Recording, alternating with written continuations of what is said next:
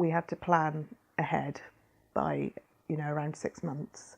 And my levels, the amount of protein I was able to consume each day came down from what was then about 15 to 3 grams of protein. And to put that in context, all meat and fish and dairy are off the menu, and it gets to the point where you're having to even count protein which is in vegetables. So half a large jacket potato would give you your 3 grams of protein, and everything else that you eat must be fruit and vegetables or NHS prescribed foods, which we're all extremely thankful for, but are not, gorgeous to eat in any way, although they're improving. So we planned the diet, and we had to do at least 2 weekly blood spots, and my levels had to come right down, and they did. And then of course you've got a duty to make sure that they stay low, because you may well be carrying a child. And happily we were in not too long, and my levels remained low. It was extremely hard. The reason it worked for me is because I got a very supportive husband who is a good cook, and a supportive mother who was able to send me food packages because I was also working full time. But it's so hard, and it's so hard that I've only had one child, because I just found it impossible to have a small child and stick to only eating 3 grams of protein a day. Also, despite being on good levels myself, I find that the thing that really gets affected with my mental health is my organisational skills. And I just don't have the organisational skills to have a family of bigger than one child. It's a way that PKU's really affected my life. So yeah, it was hard, but it was doable. But I would love it to be easier for women in the future. I'm Louise Morehouse. I'm 33 years old and I've got PKU. Toby's my second baby. My first pregnancy with Jake was very difficult.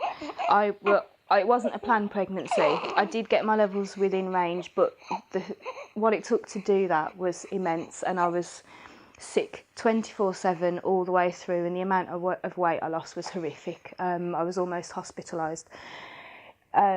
So a lot of that pregnancy I just remember throwing up and then sitting down and drinking my supplement again. I had to drop out of uni.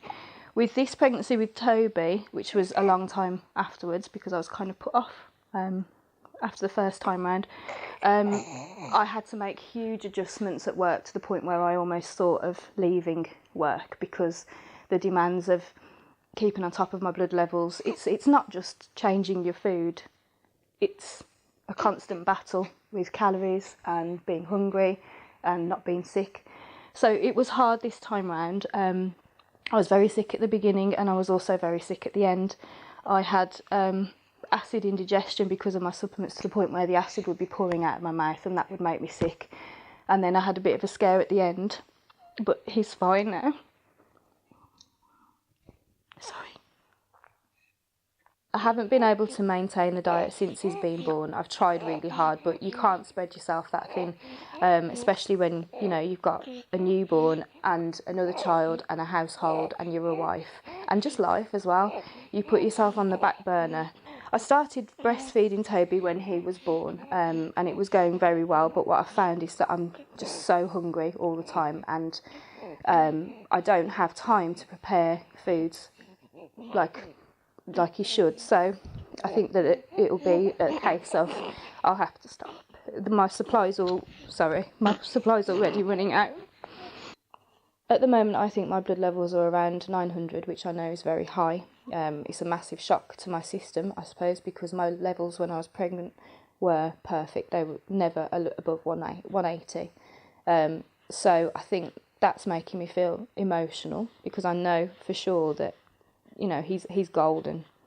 He's my medicine at the moment. I try to have my supplements, but you just genuinely forget when there's so many things to do. I'm scared to eat because I'm worried about the protein in the food, so I'm picking at vegetarian things, and I know that's not giving me what I need. based, you know, and considering the fact I'm not having my supplements either. So I've got this big food blur going on in my head, but I'm trying to focus on him, and he will always come first. So I get put to the back burner, and when that happens over and over and over again, and my levels get higher and higher and higher, I could quite easily fall into that fog, and I won't do that. But so many people do, and I think we need postnatal follow up just as much as we do when we're pregnant within PKU world.